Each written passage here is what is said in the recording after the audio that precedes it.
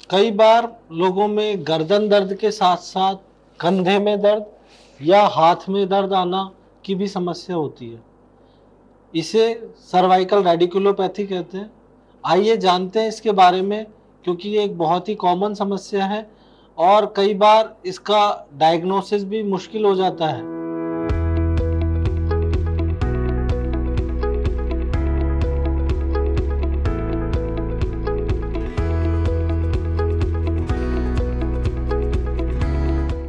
नमस्कार, मैं हूं doctor Praveen Gupta, senior spine surgeon Jaipur में।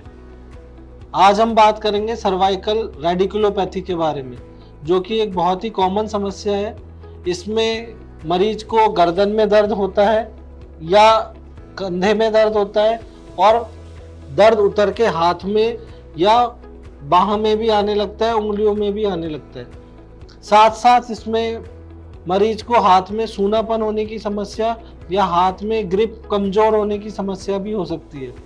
कुछ पेशेंट ऐसे होते हैं जिनके एल्बो में या कंधे में भी वीकनेस डेवलप हो सकती है।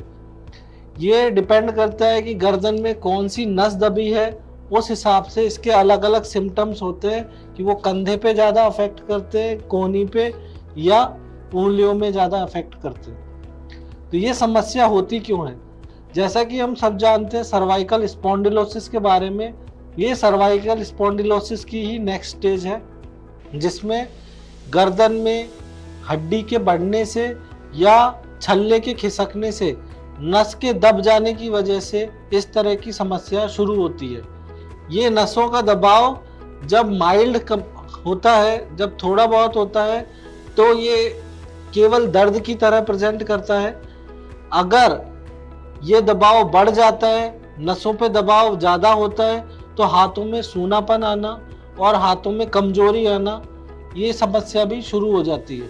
सर्वाइकल रेडिकुलोपैथी के कई कारण हो सकते हैं, जिसमें मोस्ट कॉमन जो है वो है स्लिप डिस्क। जिस तरह से कमर में स्लिप डिस्क होता है और नस दबने से साइटिका होता है, ऐसे ही गर्दन में भी स्लिप डिस्क होता है।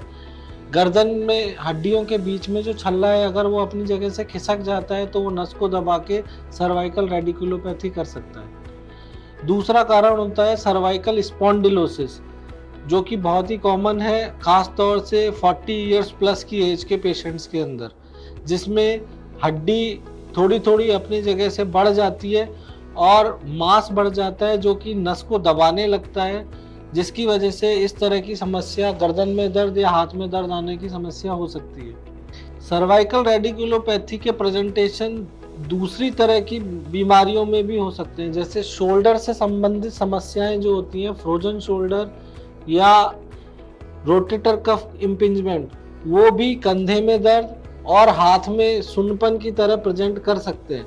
इन दोनों में डिफरेंशिएट करने के लिए क्लिनिकल एग्जामिनेशन बहुत ज़रूरी है।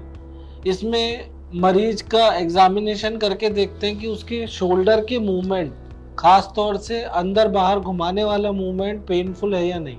अगर शोल्डर के मूवमेंट पेनफुल हैं तो ये ज़्यादातर शोल्डर की समस्या की वजह से होता है।